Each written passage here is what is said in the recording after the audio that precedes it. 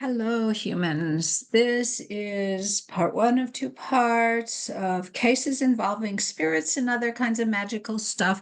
And probably I'll have other videos in this type of stuff later, but right now I have enough slides for two episodes. Again, I want to mention that you really shouldn't take this as what Chinese medicine is about. If you don't know a lot about Chinese medicine, this is just weird, odd stuff from the past. Some of it's not from medical books, it's from histories or stories. So please don't think that Chinese medicine is all about spirits and magical stuff. But to me, I'm interested in that. So I have some cases. Okay, here we go. Bantao Gongmu, which is by Li Shizhen, who was a famous Ming Dynasty doctor who wrote this famous book that goes over the herbs one by one. It was published in something like 1596 or 1597. He has a section on everything. I think he must have had OCD. He was so thorough.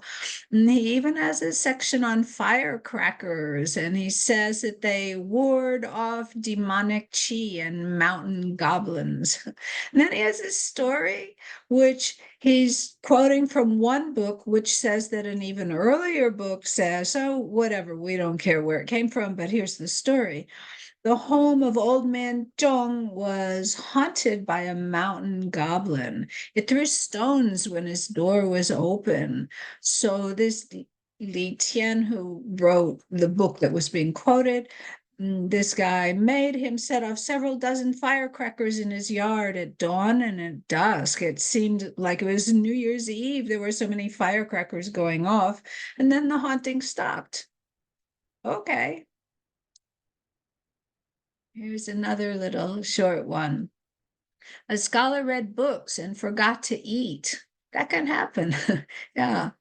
One day, someone in purple robes suddenly appeared in front of him and said, you cannot think for such a long time. When you think, I die.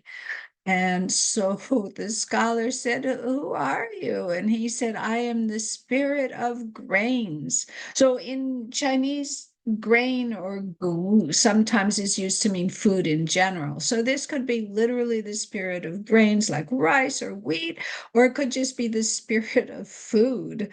And as a result, the scholar refrained from thinking so much and started eating again like he used to. Okay, so if you remember, thought is the so-called emotion of the spleen, and digestion relates to the spleen in Chinese medicine. So when you're reading and thinking and not eating, the spleen is doubly harmed. And so his body was telling him, hey, do a better job of eating and so forth. Okay. Ming Yi Lei An is this collection of medical cases by famous doctors. From 1552, it was published. Jiang Guan collected all of these from earlier sources. So here's a story from the Song dynasties. Somebody named Liu was from somewhere, we don't care. He had three neighbors in the Zhu family. They only had one son who was 30 something. And, sons are pretty precious in ancient Chinese culture. And so this one son, their precious son of the Zhu family, he suddenly died. There was just no pulse whatsoever. So they quickly called Liu, who apparently was a doctor, to treat him. So Liu inserted a fine powder of bansha from Qizhou, so bansha is, of course, a Chinese herb, Pinellia. He inserted some powder of bansha into his nose, an amount about the size of a soybean. After a good long while, the son's body became a little warmer. His breathing revived, and he came back to life without any trouble. So Jiang Guan comments sometimes, and this is a comment not from me, but from Jiang Guan, the Ming Dynasty author of this book. He says, this must have been a case of phlegm jue. Jue is, usually translated as reversal. It's loss of consciousness, okay, due to phlegm, and Bansha treats phlegm. People ask, how can Liu's single herb method of Bansha save someone from sudden death? So they'd call it death, even though the person might still be able to be revived, because they look like they were dead. They were as good as dead if something wasn't done quickly. So they call it sudden death, even though they didn't really believe that he was literally beyond hope at this point, but that's what they called it, sudden death. So, how can this single herb, just one herb, Bansha, revive somebody from sudden death? And so this Dr. Liu replied, this is the method from Lady Wei from Nanyue. So typo, sorry. She lived like hundreds and hundreds of years before the Song Dynasty, like maybe 800, 700 years before. And she apparently became a Taoist immortal. And so obviously, this wasn't her telling the doctor like in real life, but apparently she came to him in a mind transmission, in a dream or something, and told him that he could blow Bansha up somebody's nose to revive them. And indeed, has been used. I don't know if it's still used, but this has been used a lot. It's in a lot of books. I have more about that. Mingi Leon continues. And it says, a divine formula to rescue from the 5 Jue diseases. So Jue is this like, this is actually using a different character for Jue. That's interesting, but it's pronounced the same and it's the same kind of idea. This Jue means like cut off or severed. So, the person is being severed from life. But it's pronounced the same as that previous word, which means like kind of loss of consciousness and so forth, certain type of loss of consciousness. So the first Jue is from hanging oneself to commit suicide. Probably it would work um, if somebody got hanged from some other reason, at least in their thinking.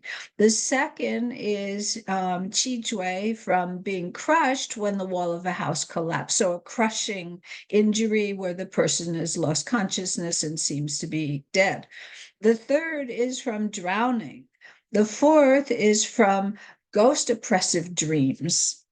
So ghost oppressive dreams is not exactly the same as sleep paralysis, but it's something like that, where somebody's having horrible nightmares and they can't wake up from it. And,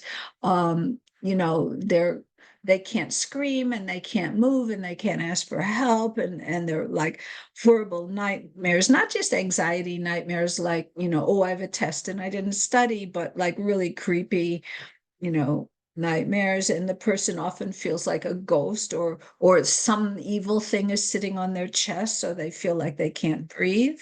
And in the old books, they worried about people actually dying from this experience.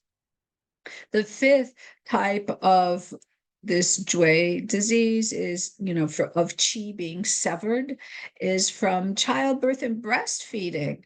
That's a little strange. I didn't know breastfeeding was so dangerous, but this is probably postpartum, loss of consciousness and possibly death. A lot of women died, or some still do die in childbirth or shortly after.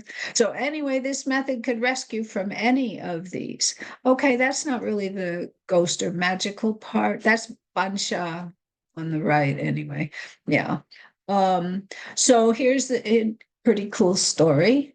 Somebody named Gusheng, and I tried to figure out who is this. Is it somehow referring to Guhong, or I don't know. I looked and there's a poem in Shiji that's has to do with someone named Gusheng, but I don't think that's what they're talking about, because the poem is not about this. Anyway, so someone that they're calling Ge Sheng was asked how he received instruction in this divine technique of the 5 jue that we just saw in the previous slide, this technique that can save human life. And Ge Sheng replied, I had gone into the mountains to collect herbs, and I met somebody who was wearing white robes. And she asked me, aren't you Dr. Ge?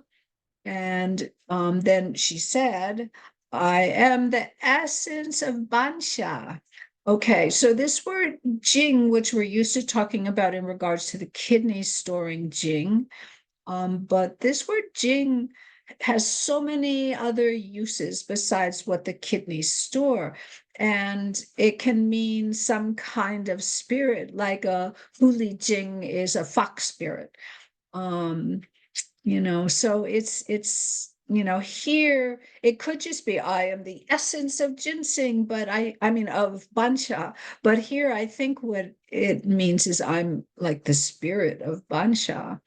And so this spirit says, when you encounter people with the 5 types of Jue disease, use me to treat and cure them and they will live. However, here's the instructions. This is what you have to do. Make me into a dry, fine powder or fine, dry powder, whatever, and blow me into the person's nose, and then they will come to life. So there are a number of formulas. Maybe you've heard of people being rescued from unconsciousness from a coma by blowing a powder in their nose. And there are different recipes, but bansha is often used, and often the books that talk about ask for unprocessed bansha, which is much more toxic. I'm not saying you should do that, but I'm just telling you what the books say. And then also the books often say that when you blow the powder into their nose, you want them to sneeze. And once they sneeze, you stop. Okay, so you do it a couple of times if they don't sneeze, and hopefully eventually they sneeze, which would, jumpstart their breathing, don't you think? A sneeze will really make you take a deep breath and expel anything that's blocking the airways and so forth. So the goal is making the person sneeze. And then after that, you would use other methods to treat them, assuming they become conscious after they've sneezed. Maybe we'll have some cases about that at some point in the future. Here's from Shu Ming Yi Leian. So Ming Yi Leian was a Ming Dynasty book, and then later somebody wrote like an addition to it and gathered more cases into another case study collection. So this is a Qing Dynasty book during the time of Emperor Wanli, and you can see the dates.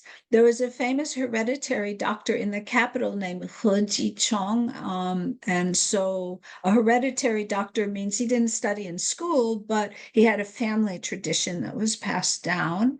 And so this doctor apparently is famous enough that we can find his dates if you Google him.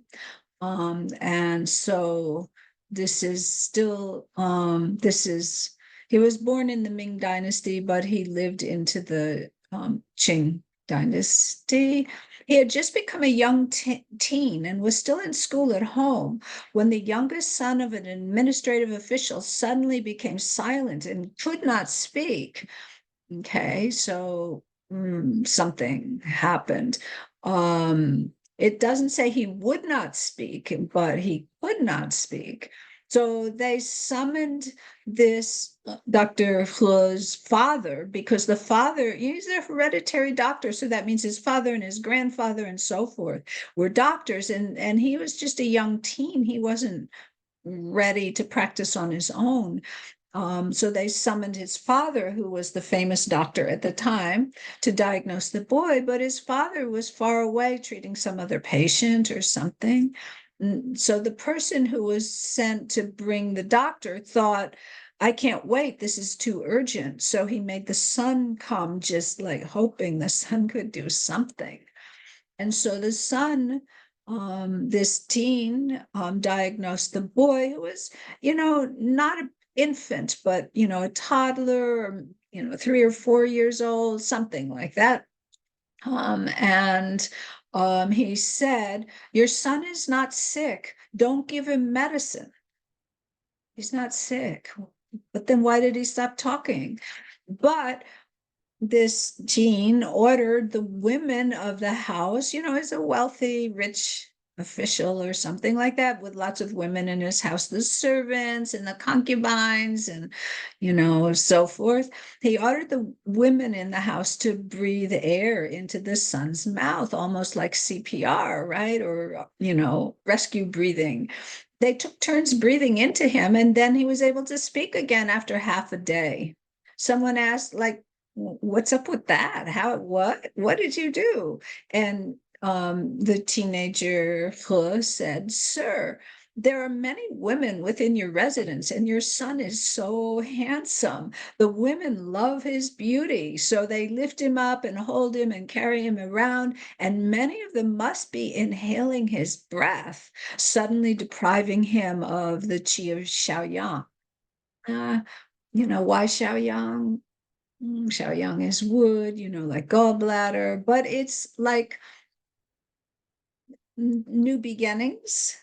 Xiaoyang is a, initial yang coming in. I don't know. Anyway, so, they deprived him of his qi, of air. And I just made the women exhale one after another to return his breath to him.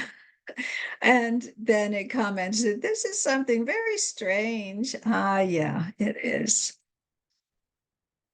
And then here is our last little case for this episode, again from Mingi Leon.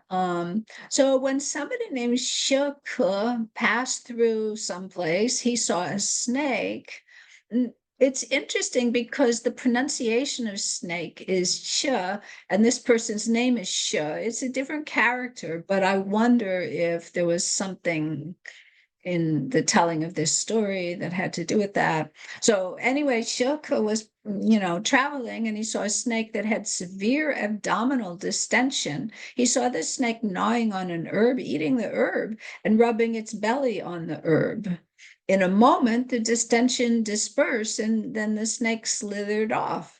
So Shilka thought that this herb might be good for dispersing toxins that cause distension. And so he picked some and put it in his luggage. There's a similar story for Sanqi or Tianqi, and that somebody found it because a snake was eating it. So this is kind of similar to that. So that night he stayed in a hotel. The neighboring room had another guest in the hotel who was suffering abdominal distension. So this Mr. Show wanted to try the herb out. He boiled it in a cauldron and gave a cup for his neighbor to drink. In an instant, the person's flesh and blood all transformed into water. Only bones were left behind, just like that, in an instant. So Mr. Show said, "Oh, I better get out of here." So he got dressed and ran off. The next day, the hotel owner came to clean the room and could not understand what had happened. When he cleaned the cooking liquid from the cauldron, the entire cauldron had become gold. So he secretly buried the skeleton, and after a long time, Sho returned. Why did he return? And told him about it. And I wonder if Sho asked for some of the gold. But anyway. So yeah, these are strange stories, and I have a couple more to tell you in another episode of this. Am I calling these episodes? Anyway, so that's that. Thanks for listening.